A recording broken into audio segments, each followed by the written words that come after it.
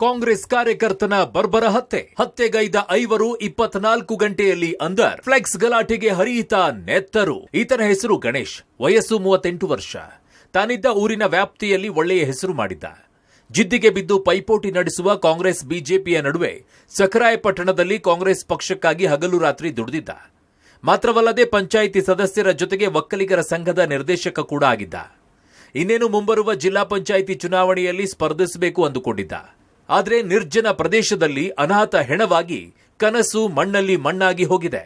ಈತನನ್ನ ಬರ್ಬರವಾಗಿ ಹತ್ಯೆಗೈದ 2 ಹಂತಕರು ಆಸ್ಪತ್ರೆಯಲ್ಲಿ ಅಡ್ಮಿಟ್ ಆಗಿದ್ರೆ ಇನ್ನು 3 ಅಂಧರಾಗಿದ್ದಾರೆ. 38 ವರ್ಷಕ್ಕೆ ಒಕ್ಕಲಿಗ ಸಂಘದ ನಿರ್ದೇಶಕರಾಗಿ ಗ್ರಾಮ ಪಂಚಾಯಿತಿ ಸದಸ್ಯರಾಗಿ ಸಾಕಷ್ಟು ಒಳ್ಳೆಯ ಕೆಲಸವನ್ನ ಮಾಡ್ತಿದ್ದಂಥ 38 ವರ್ಷದ ಗಣೇಶ್ ಸಾವನ್ನಪ್ಪಿರೋದು ಇದೀಗ ಕುಟುಂಬದಲ್ಲೂ ಕೂಡ ಒಂದು ಆತಂಕದ ಕರಿಛಾಯೆ ಆವರಿಸಿರುವಂಥದ್ದು. ಜೊತೆಗೆ ಕಾಂಗ್ರೆಸ್ ಪಕ್ಷಕ್ಕೂ ಕೂಡ ಅದು ತುಂಬಲಾರದ ನಷ್ಟ. ಆತ ಯುವ ನಾಯಕರಾಗಿದ್ದ ಅನ್ನೋದು ಈಗ ಹಿರಿಯ ಕಾಂಗ್ರೆಸ್ಸಿಗರ ಮಾತು. ಆದರೆ ರಾತ್ರಿ 8:30 ನಂತರ ಮನೆಯಿಂದ ಹೊರಬಾರದಂಥ ಗಣೇಶ್ ನಿನ್ನೆ ಬಂದಂಥ ಅದೊಂದೇ ಒಂದು ಫೋನ್ ಕರೆಯಿಂದ ಮನೆಯಿಂದ ಹೊರ ಬಂದಿದ್ದಂಥದ್ದು. 8:30ಗೆ ಮನೆಯಿಂದ ಹೊರಬಂದ ಗಣೇಶ್ ಮತ್ತೆ ಹೋಗಿದ್ದು ಹೆಣವಾಗಿ. 4 ವರ್ಷದ ಹೆಣ್ಣು ಮಗಳು, ವೃದ್ಧ ತಂದೆ ತಾಯಿಗಳು ಈಗಾಗಲೇ ಆತನನ್ನು ನೆನೆದು ಕಣ್ಣೀರಿಡುವಂಥ ಸ್ಥಿತಿ ನಿರ್ಮಾಣ ಆಗಿರುವಂಥದ್ದು. ಆದರೆ ಆತನನ್ನು ಕೊಲೆ ಮಾಡಿದ್ರು ಆ 8 ಜನರಲ್ಲಿ ಈಗಾಗಲೇ ಪೊಲೀಸರು 6 ಜನರನ್ನು ಅರೆಸ್ಟ್ ಮಾಡಿರುವಂಥದ್ದು. ತಲೆಮರೆಸಿಕೊಂಡಿರುವಂಥ ಮತ್ತಿಬ್ಬರಿಗಾಗಿ ಈಗಾಗಲೇ ಪೊಲೀಸರು ಕೂಡ ಶೋಧ ಕಾರ್ಯ ಮುಂದುವರಿಸಿರುವಂಥದ್ದು. ಆದರೆ 38 ವರ್ಷದ ಮಗನನ್ನು ಕಳ್ಕೊಂಡು 4 ವರ್ಷದ ಮಗಳು ಕೂಡ ಅಪ್ಪನನ್ನು ಕಳ್ಕೊಂಡಿರೋದ್ರಿಂದ ಕುಟುಂಬದಲ್ಲಿ ಈಗ ಆ ಕುಟುಂಬದ ಒಂದು ಆಕ್ರಂದನ ಕೂಡ ಮುಗಿಲು ಮುಟ್ಟಿರುವಂಥದ್ದು. ಮಂಡಲಲ್ಲಿ ನಿಂತು ಒಂದ್ಸರಿ ಗೆದ್ದ, ಅವಾಗಿಂದಲೂ ದೇಶ ಆಯಿತು. ಮತ್ತೆ ಈಗ ನಮ್ಮ ಒಕ್ಕಲಿಗರದು ಎಲೆಕ್ಷನ್ ನಡೀತು. ಆ ಎಲೆಕ್ಷನಲ್ಲಿ ಗೆದ್ದ ಅನ್ನೋದು ಒಂದು ಅವರ ಜಾಸ್ತಿ ಇದು ನೋವಾಯಿತು. ಇವನು ಮುಂದಕ್ಕೆ ನಾನು ಇನ್ನೂ ತಾಲೂಕು ಇಲ್ಲ ಜಡ್ಪಿ ಯಾವ ಥರ ನಿಂತು ಗೆಲ್ಲಬೇಕು ಅನ್ನೋ ಭಾರಿ ಆಸೆ ಇತ್ತು. ಹಂಗಾಗಿ ಯಾರಿಗೂ ನಾನು ಇನ್ನು ರೌಡಿಸಮ್ ಮಾಡಲ್ಲ, ಗಲಾಟೆ ಮಾಡಲ್ಲ, ಯಾರ ತಂಟೆಗೆ ಹೋಗಲ್ಲ ಅನ್ನೋದು ಅವನು ಇದರಲ್ಲಿತ್ತು.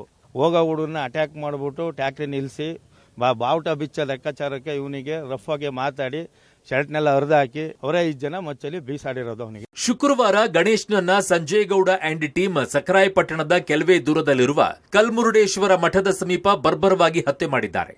ಹತ್ಯೆ ಮಾಡಿದ ಹಂತಕ ಪಡೆಯ 2 ಸ್ಪಾಟ್ನಲ್ಲೇ ಖಾಕಿ ಕೈಯಲ್ಲಿ ಲಾಕ್ ಆಗಿದ್ದಾರೆ. ಆರೋಪಿಗಳನ್ನ ಪತ್ತೆ ಹಚ್ಚಿ ಕ್ರಮ ಕೈಗೊಳ್ಳಿ ಅಂತ ಸಖರಾಯಪಟ್ಟಣದಲ್ಲಿ ಕಾಂಗ್ರೆಸ್ನ ಕಾರ್ಯಕರ್ತರು ರಸ್ತೆ ತಡೆ ನಡೆಸಿ ಆಕ್ರೋಶವನ್ನ ಹೊರಹಾಕಿದ್ರು. ಮಾತ್ರವಲ್ಲ, ಕಾಂಗ್ರೆಸ್ನ ಹಿರಿಯ ನಾಯಕರು ಗಣೇಶ ಸಾವಿಗೆ ಸೂಕ್ತ ಕ್ರಮ ಕೈಗೊಳ್ಳಿ, ಮುಂದೆ ಹೀಗೆ ಯಾರಿಗೂ ಆಗಬಾರದು ಅಂತ ಒತ್ತಾಯಿಸಿದ್ರು. ಯಾವುದೇ ಇದ್ದರೂ ಸಮೇತ ನಮ್ಮಲ್ಲಿ ಭಿನ್ನಾಭಿಪ್ರಾಯ ಪಕ್ಷದಲ್ಲಿರ್ಬೋದು, ಪಕ್ಷಗಳ ಇರ್ಬೋದು, ಆದರೆ ಈ ಥರ ಹೀನಕೃತ್ಯ ಮಾಡೋದು ನಿಜವಾಗಿ ಜಿಲ್ಲಾ ಮಂತ್ರಿಯಾಗಿ ನಾನು ಖಂಡಿಸ್ತಾ ಇದ್ದೀನಿ. ಈ ರೀತಿಯ ಕೆಲವು ಘಟನೆಗಳಿಂದ ನಮಗೆ ತುಂಬ ದುಃಖ ತರುವಂತಾಗಿದೆ. ಅದು ಯಾರು ಮಾಡಿದ್ದಾರೆ, ಏನು ಮಾಡಿದ್ದಾರೆ ನಾನು ಹೆಚ್ಚಿಗೆ ಮಾತಾಡಲಿಕ್ಕೆ ಹೋಗೋದಿಲ್ಲ. ನಮ್ಮ SP ಅವರಿದ್ದಾರೆ, ಪೊಲೀಸವರು ಇದ್ದಾರೆ, DC ಅವರಿದ್ದಾರೆ, ಎಲ್ಲ ನಮ್ಮ ಶಾಸಕರು ಇದ್ದಾರೆ. ಎಲ್ಲ ಸೇರಿಬಿಟ್ಟು ಅವ್ರಿಗೆ ಸರಿಯಾದ ರೀತಿಯಲ್ಲಿ ತನಿಖೆ ಮಾಡಿ ಯಾರು ತಪ್ಪು ಮಾಡಿದ್ದಾರೆ ಅವ್ರಿಗೆ ಶಿಕ್ಷೆ ಕೊಡಿಸುವಂಥ ಕೆಲಸ ಮಾಡ್ತೀವಿ.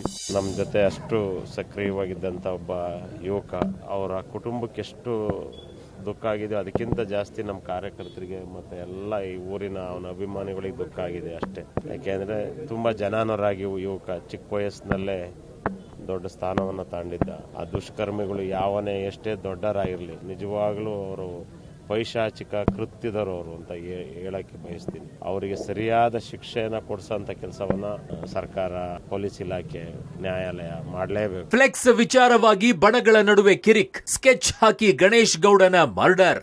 ಇನ್ನು ಶುಕ್ರವಾರದಂದು ಸಂಜೆ 8:30 ಸುಮಾರಿಗೆ ಸಖರಾಯಪಟ್ಟಣದ ಬಾರ್ ಒಂದರ ಬಳಿ ಫ್ಲೆಕ್ಸ್ ವಿಚಾರವಾಗಿ ಗಣೇಶ್ ಗೌಡ ಹಾಗೂ ಸಂಜಯ್ ಟೀಮ್ ನಡುವೆ ಕಿರಿಕ್ ಆಗಿದೆ.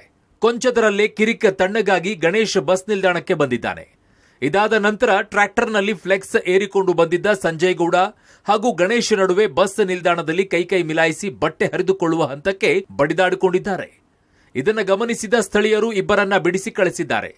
ಅಲ್ಲಿಂದ ತೆರಳಿದ ಗಣೇಶ್ಗೆ ಸಂಜಯ್ ಗೌಡ ಫೋನ್ ಮಾಡಿ ತಾಕತ್ತಿದ್ರೆ ಬಾರೋ ಅಂತ ಧಮಕಿ ಹಾಕಿದ್ದಾನೆ ಎನ್ನಲಾಗಿದೆ. ಇಲ್ಲಿಂದ ಶುರುವಾದ ಜಗಳ ಕೊಲೆಯಲ್ಲಿ ಅಂತ್ಯವಾಗಿದೆ.